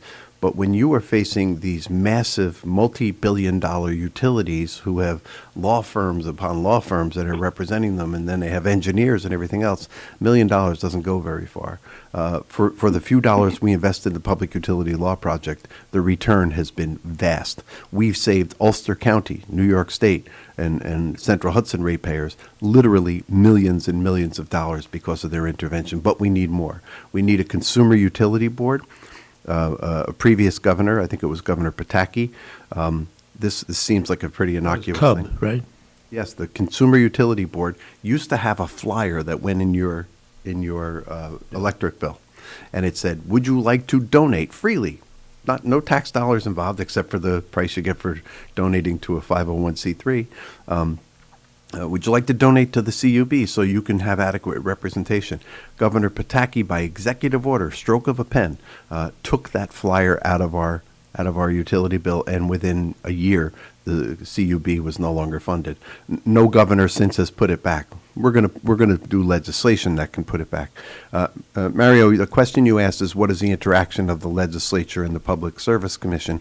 We define their authority. We also define their responsibility by statute. We generally don't interfere, but when we start to recognize that they're not doing their job, and I think we do recognize that, we intend to interfere. What I would rather do is bring more consumer resources to the table so that we can be more adequately represented, and let the Public Service Commission continue to focus on reliability, but provide a means by which consumers' voices can be heard, and we can start to demand a level playing field. You misspoke when you first said, is Central Hudson an honest player here? Yeah. Let me address that.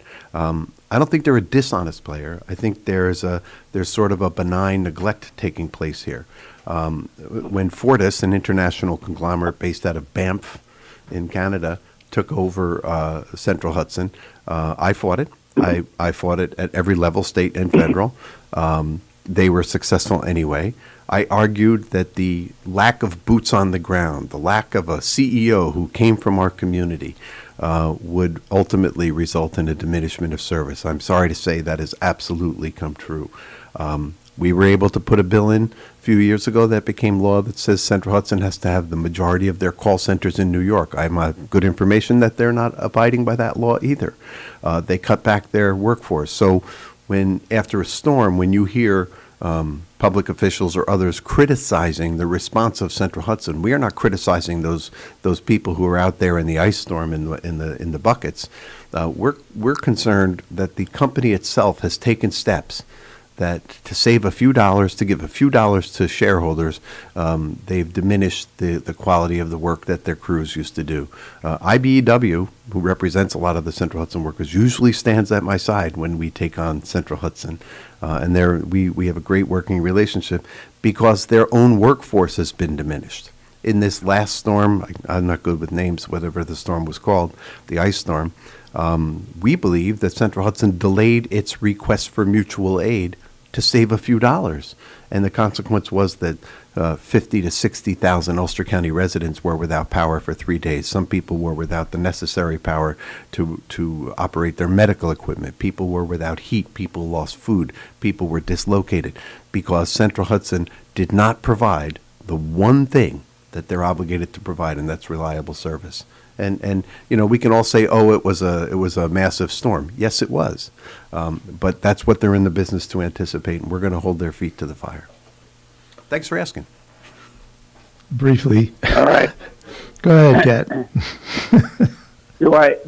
Huey, do I dare ask him another question? I'd rather you didn't. Do we have enough time here? Oh, no. I've got one other. We got about 20 minutes, Mary. Okay, so this is my $1 million question, Kevin. Yes. Does Mario Cuomo, Andrew Cuomo, make a comeback? Is he jumping into this race? He sounds like he is. He looks like he is. He's spending like he is. I don't believe he is. I believe he is. We have a disagreement on air here. I believe he is. He's walking like a duck. He's quacking like a duck. I think he's going. Kevin, you know this guy better than we do. Well, I honestly believe he does not want to suffer the fate of Elliot Spitzer, who was relegated to irrelevancy after his resignation from office, voluntary resignation from office. I want to emphasize that Tish James did not throw him out of office. The legislature did not impeach him out of office. The legislature did not impeach him. We were going to. Well, it's not the same thing. And if he becomes governor again, I suspect we will, which is another reason why he will not run. So I think, Mario, what he's in the process of doing is rehabilitating his reputation so that this 65-year-old man can spend the next 20 years of his life in public service, because that's what he's done his whole life. And he knows that as damaged goods, severely damaged goods, he can't do that. So listen, I wish him well. I think he has some valuable things to offer the public. That does not include being the chief executive of New York State, or the attorney general, or the comptroller, or the mayor of New York City, or alderman from the 10th ward of Kingston. Which is now a forever wild preserve. It is a forever wild preserve. Yeah, it's interesting, Mario. We should discuss this next show about 300 odd acres at the northern end of Kingston. It was once referred to as the 10th ward because it would have been, given its population and everything else, but that's not to be. Probably was the 14th ward. Anyway, Huey Reynolds has a list full of things he wants to get through, and he knows as long as you and I are talking, he's not going to get through them. So enjoy the sun and the fun. I wish you well. Have a safe trip back home when you get here, and thanks for having me on. And thanks for stopping by, Kevin. We appreciate it. Yes, we certainly appreciate it. And I just want to make one clarification here, Huey. And that was, Kevin and I weren't talking. Excuse me? Kevin was talking. I was listening. I didn't hear you again. What'd you say, Mayor? I said, I just want to clarify. Yeah, what do you want to clarify? His comment about as long as you and I are talking, we can't get to Huey's agenda. I wasn't doing any talking. I was just listening. Well, yeah, I know. That's not easy for you, Kat. I know that. I know that was a challenge for you. All right. Anyway. I'm not sure, for all, K.O. and I go back 1,000 years, and I'm not talking behind his back here because he's gone, but I'm not sure he answered some of those questions. The question that I posed was, is the PSC more the problem than the solution? And I still think they're the problem, and I'm not convinced that the PSC essentially investigating itself is the way to go on this. these rates and the delays, as he put it, in responding to emergencies. Again, he's not here to defend himself, and he will be soon, and we can revisit that. Going from the really serious to the trivial, which I'm so good at. I was at the legislature meeting last night. Mario, you wouldn't have known this because I don't think it was reported, but there was a discussion, certainly in the papers, about pay raises, which I think we talked about our last show 2 weeks ago. That a number of county officials, from the executive to comptroller, et cetera, sheriff, got pay raises. And as did the legislature, going from $14,000 to $15,000. It was kind of a token raise, as it were, a small raise, dollar-wise. And two of the so there was a public hearing, which nobody from the public attended, but the Freeman, to their credit, I think, interviewed a number of legislators about how they felt about these raises, and basically they were okay with it. But some of the rationale stretches credibility.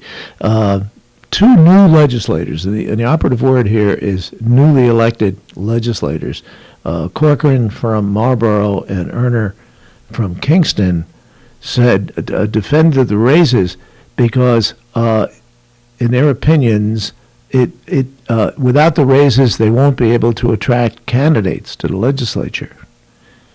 Now, these two guys ran last year on the salary, the lower salary, on a lower salary, which is $14,000, which is, I believe, quite generous for part-time legislators who, as we've discussed earlier, under previous chairman, don't seem to have a lot of influence with what goes on in county government, as opposed to the executive, who pretty much runs it. And I wrote it down. I couldn't help but just laugh at something that stupid. And carrying on a long tradition of electing bozos to the legislature.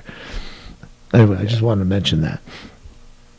And okay, go ahead. I was a little disappointed in the fact that Tracy didn't mention downsizing the size of the legislature. I think it's probably time to think about 15 legislators. I mean, if they're not going to, really do anything, why do we need 23 of them not doing anything?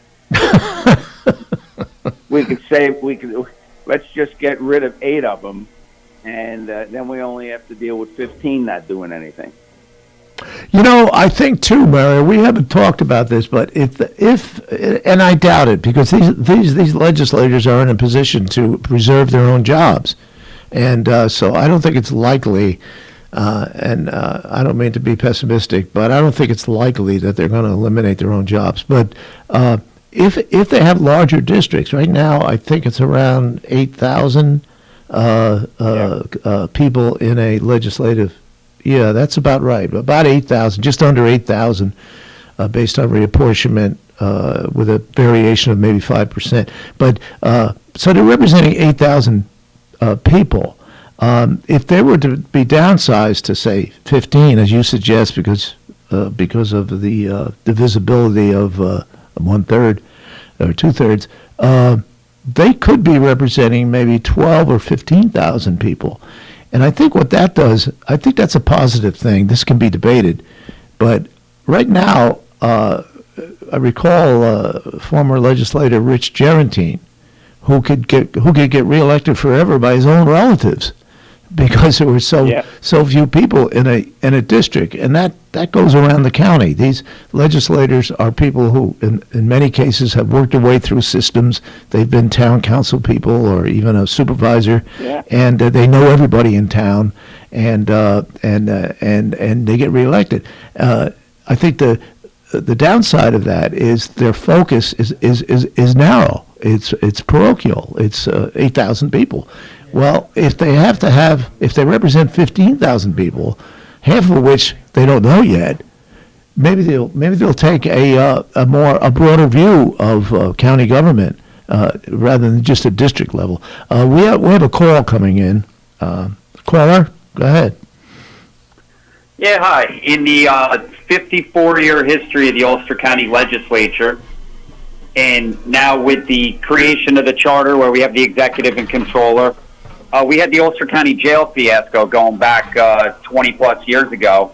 That was under the legislature's watch. There was no county executive. So Mario could help with this because his involvement goes back much longer than mine. Is there any level where the county executive, in your opinion, has made even close to that level of a mistake as the debacle of the Ulster County Jail under the county executive's watch versus the legislature? Caller, are you a former legislator or a citizen? Yeah. I guess he's gone. Go ahead, Mayor. Yeah.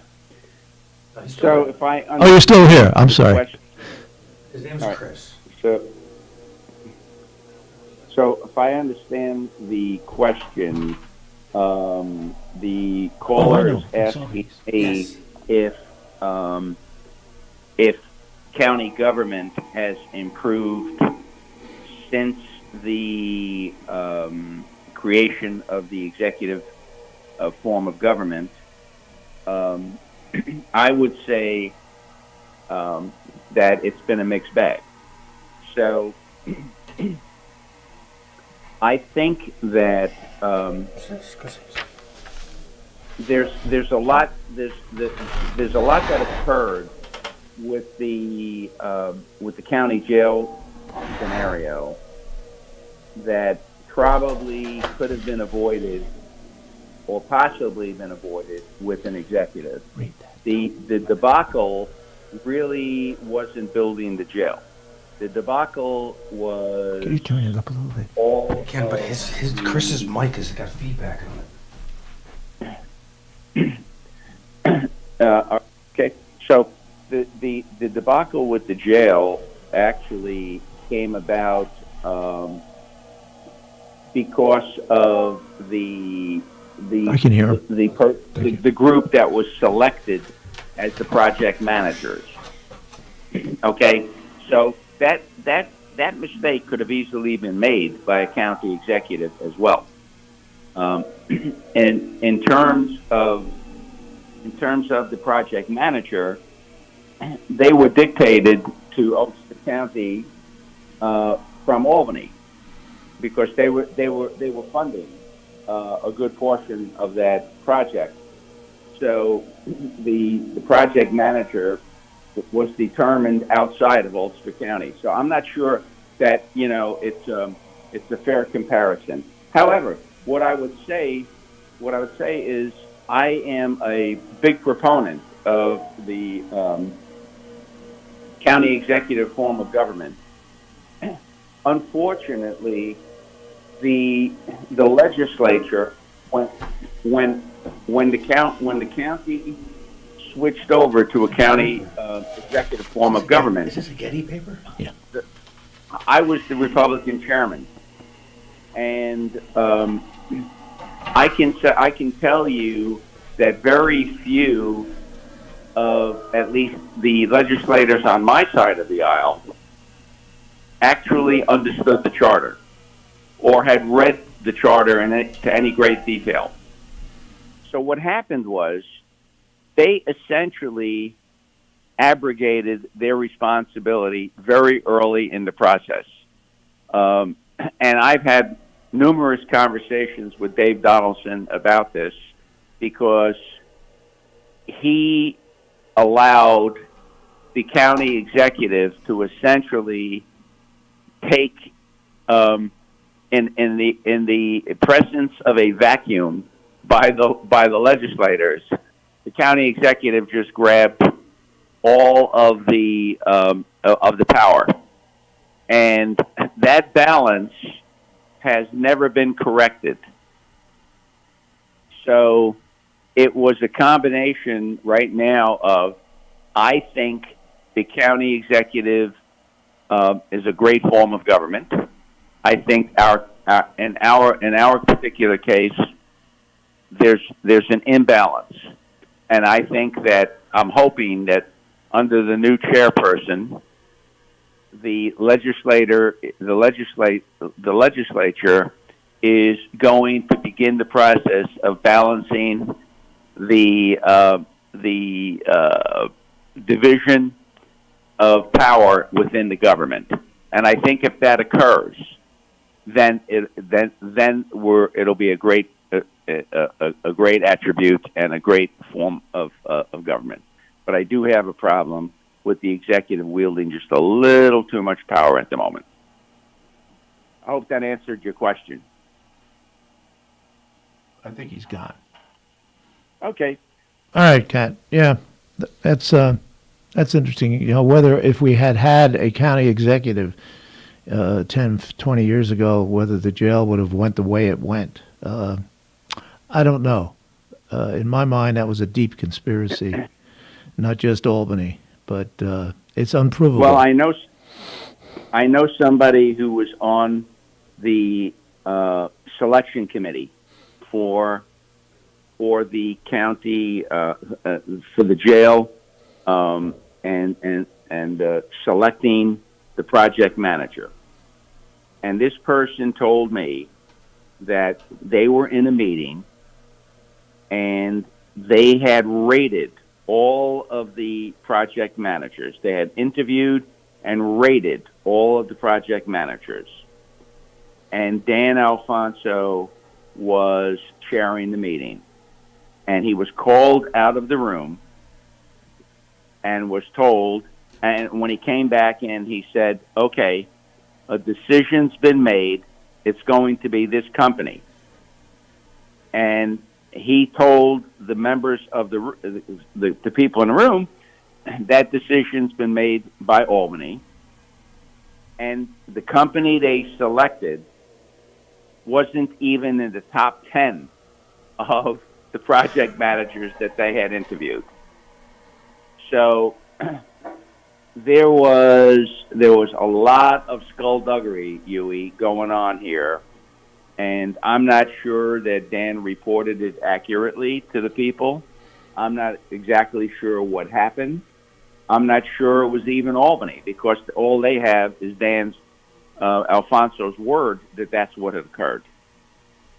It could have been Dan selecting it and just telling them the decision was made by Albany. And he turned around and he said, thank you for serving on the committee. The committee is now disbanded. And they walked out of the room. And that was it.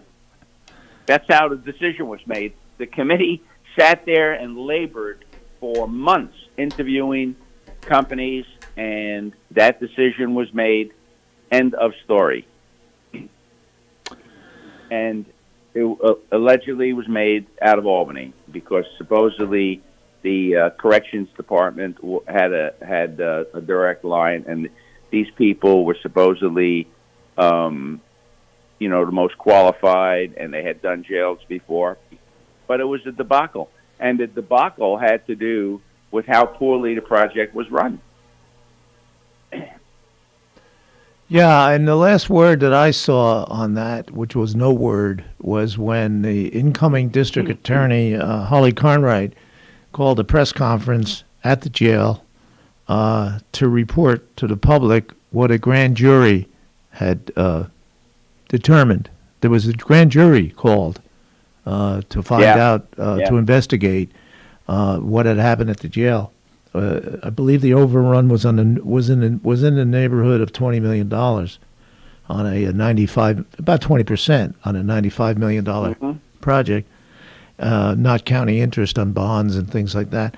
And so we all trooped up there, and it was in the foyer, the so-called $1 million foyer of the jail. And Holly was standing behind a table which had some documents on them, which we assumed, some of us assumed, were press releases. And he went on to say that the grand jury had reported out and kind of indicated that those documents were the grand jury reports, and he said that they found no reason to indict. I think there's a word for it. They reported a bill, no bill, yeah, no bill, and so the question that was raised was, well, what did they say, and what was their findings, and he said. He explained to us, this is a grand jury report, and it's sealed. And it was sitting there, sealed. And I don't know if it was me or another reporter, but the question was, not unlike the Tech City discussion we had about the public's right to know what's going on, this is a public project. We're paying $95 million of public money, and we'll be paying, for the foreseeable future. I think it was a 20-year bond, or maybe even a 30-year bond that we're on the hook for $6 million a year, paying that off. You can do a lot of things with $6 million. You bet. And the answer was, I'm sorry, but this is the law. Grand juries are sealed. Unless there's an indictment, in which case there wasn't. Well, to me, that was the ultimate cover-up. When I was chairman, people approached me with information that was pretty astounding to me, and I've been around the block a few times. Yeah, I know. And I was astounded at what some of the things that they allege had occurred. But I wasn't in a position to investigate, and they didn't really, they pointed out names and people who were involved and alleged kickback schemes, et cetera. But, in my world, either you prove it or, then it's not a fact. And so all I can say is that there were a tremendous number of allegations, and people who seemed to know what was going on indicated there was a degree of corruption involved. They pointed out people who they felt were corrupt, but I'm not going to even honor that information because they were never able to prove it to me. What they wanted was, you need to investigate. If you do this, you'll find this. And I'm a party chairman. How was I going to be able to do that? Hey, I was a newspaper guy. I couldn't get anything on him either. And a grand jury didn't get anything on him. I mean, this was the perfect conspiracy in my view. It locked down tight. So anyway, that's ancient history. There's thousands of listeners who don't even know what happened 20 years ago. That's a good point. And we have about 30 seconds. So, Kat, we hope to see you live on air. Yeah. At our next show, which properly is April 1st. I will be back. We'll both be April Fools. I will be back and with a nice tan, and I'm going to show it off in the studio. Well, good. Listen, you guys, excellent show today. Excellent job answering questions for the listeners that called in. We had a lot of hits on YouTube. Good job. It'll be good to see you back in the studio in 2 weeks, Mario. You guys have yourself an excellent weekend. Listeners, you guys have yourselves an excellent weekend, and we will be back Monday with Medical Monday. Take care, everyone. All right. Thank you.